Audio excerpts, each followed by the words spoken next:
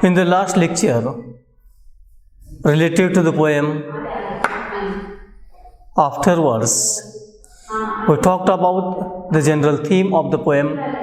We talked about how in 5 different stanzas, poet tries to explore the theme of life, death, renewal or rebirth. He has used a number of images in order to introduce us or the readers with the theme of life and death. So in all these 5 stanzas, the poet here wanted us to poet here wanted us to know that how the people will think about him after his death. So in this second part of the video related to the poem Afterwards, we are going to discuss each stanza, and through them we are going to touch the theme that the poet wanted to convey through the poem. The first stanza of the poem is, when the present has latched its posture behind the tremulous stay. So the opening line of the poem here, it refers to the present.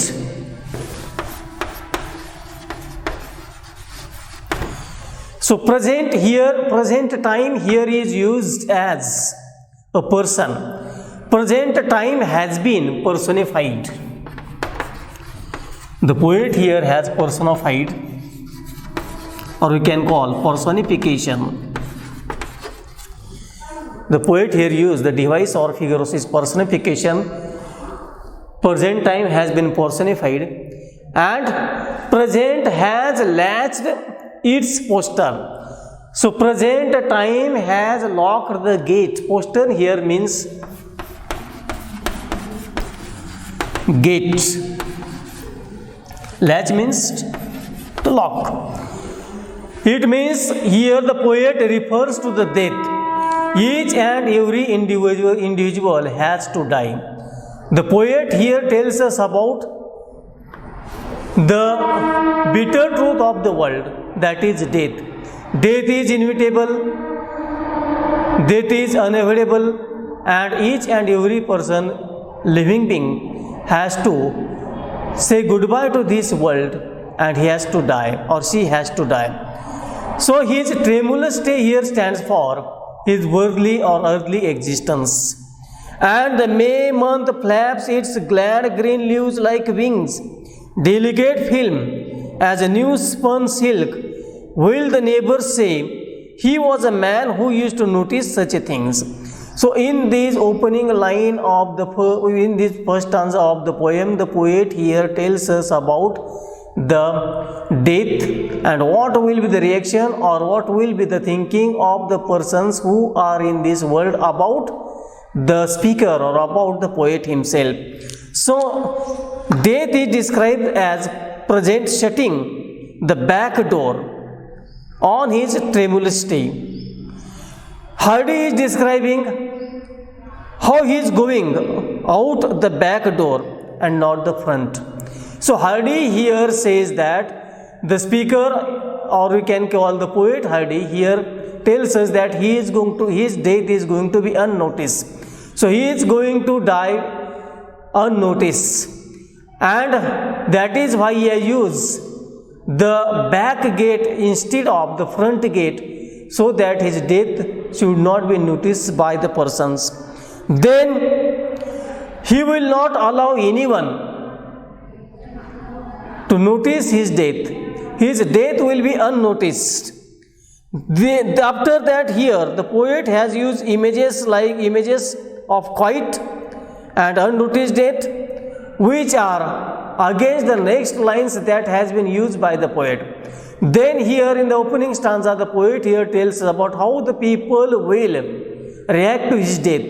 The people will here tell us that how the poet used to observe these worldly things like May month flaps its green leaves.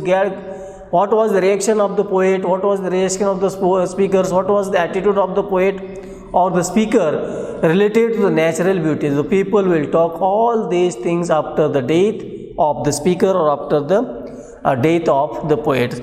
So everything is going to continue on as it was, and a new life is going to blossom in the spring.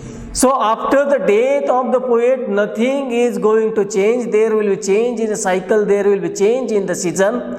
The old days will be replaced, the spring will be there, and the people would lead their life as usual. The final stanza or the final line of the poem ends with the observation of what the neighbors will think about the poet. So here we have to keep in mind that maybe they will say that he was a man who used to notice such things about the earth. So poet's speaker or the poet himself, what will the neighbors will think about him has been described in the opening stanza. So his death will be unnoticed. His death will be not noticed by anyone. He will pass secretly, and after his death there will be no change in regular activities. There will be spring, there will be blossom, and the people will just say that the poet was the person who used to observe all these things of the nature. So he is happy to remember as a man who noticed carefully. So poet here thinks that he will be happy that the people will talk about him, that he was the person who was observing the nature keenly. He was the keen observer of the nature. So his death may not be noticed by the others, but what will happen after his death, he just wanted to listen from the people that he was, the poet was, the speaker of the poem was keen observer of the nature. Then in the second stanza, the poet here writes, if it be in the dusk vain, like an eyelid's soundless blink, the dewfall hawk comes crossing the shades of twilight. Upon the wind wafts upland thorn, a gazer may think, to him this must have been a familiar sight. In the second stanza of the poet also starts here with if. Here the speaker adds more detail to the world after his death. So it is a dusk time, it will be the evening time, and being evening time there will be darkness. The sky is darkening, and he considers that it might be like when it happens or he dies. So here he tells us what will happen after his death. Perhaps it will be dusk time, it will be the darkening evening, it will be dark, the evening will be the dark, and the hawk comes out at dusk and flies quietly across the sky to land on a bush while an onlooker blinds soundlessly.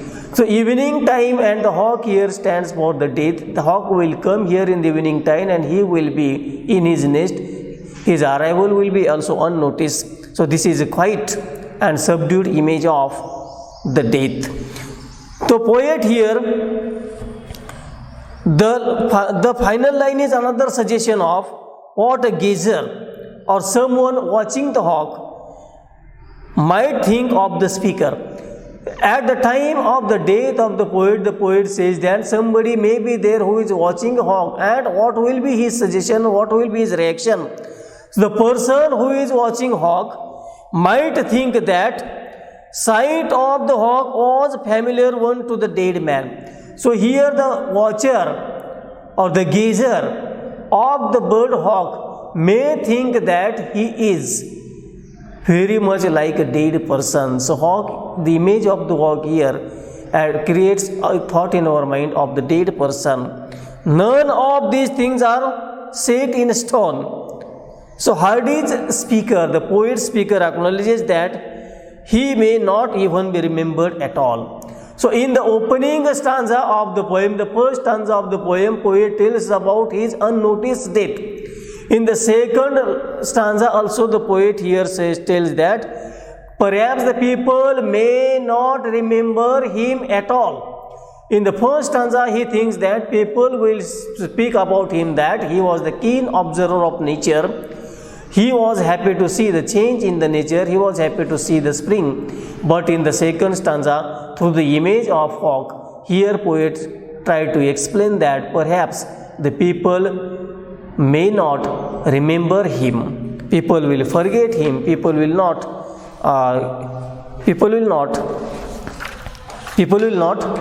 remember him anymore. Then in the next stanza, if I pass during some nocturnal blackness, nocturnal stands for night. If the poet pass during the night, mothie and worm, mothie is a kind of insect, when the hedgehog travels furtively over the lawn, one may say he is true that such innocent creatures should come to no harm, but he could do little for them, and now he is gone. In the third stanza, once again the poet begins with if. So if here, making it clear that the speaker doesn't know how his death will come. Speaker is not sure about his death. He does not know what will cause his death. So it will be like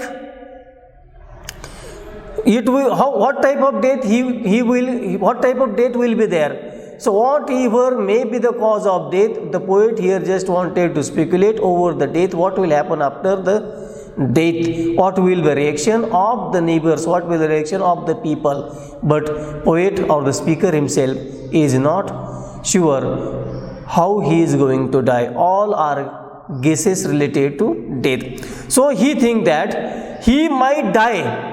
The speaker thinks that his death may be on a warm night in the middle of summer. So he thinks that perhaps he may die during the night time, and that night will be warm. That night will be from one of the middle of summer of the night. So Hardy's speaker, the poet's speaker, describes the movement of hedgehog across the lawn, and this movement of hedgehog across the lawn is very secret, it's very furtive. So he expresses a desire to be remembered as a protector of this creature. So in the third stanza of the poet here wanted the people to remember him as the protector of the creature. In the second stanza, the poet thinks that perhaps he will be not remembered by anyone. In the opening stanza, poet thinks that his death will be unnoticed. So in three different stanzas, three different types of thoughts arise in the mind of the poet. All these thoughts are reflections, all these thoughts are speculations about the people who are going to utter some words for the poet. In the opening stanza, in the first stanza, he says that perhaps he will be not noticed by anyone. In the second stanza, he says that perhaps he will be loved by the people, for he was the keen observer of nature. And in the third stanza, he tells that perhaps the people will talk about him as he was the protector of the nature. Then in the next stanza, fourth stanza, if when hearing that I have been still at last, they stand at the door, watching the full starred heavens that winter sees, will this thought rise on those who will meet my face no more? He was one who had an eye for such mysteries. So once more here in the fourth stanza also the poet here starts the stanza with if. Here the poet contemplates the possibility that his friends and companions are going to remember him as someone who loved to stand and look at the stars. So in the fourth stanza, here the poet speculates or thinks that perhaps after his death, his friends, neighbors, they will talk about him as he was the person who was interested in observing or watching the stars. Then he hopes that his memory will come to those he knew in a quiet moments in nature. Each of the image so far has been directly connected to the natural world. So whatever the images that have been used by the poet in this poet have been taken from the nature itself. Image like star, image like hedgehog, image like roosting hawk, all these are taken from nature, or image like evening, and all has a reference to the death of the speaker or the death of the poet.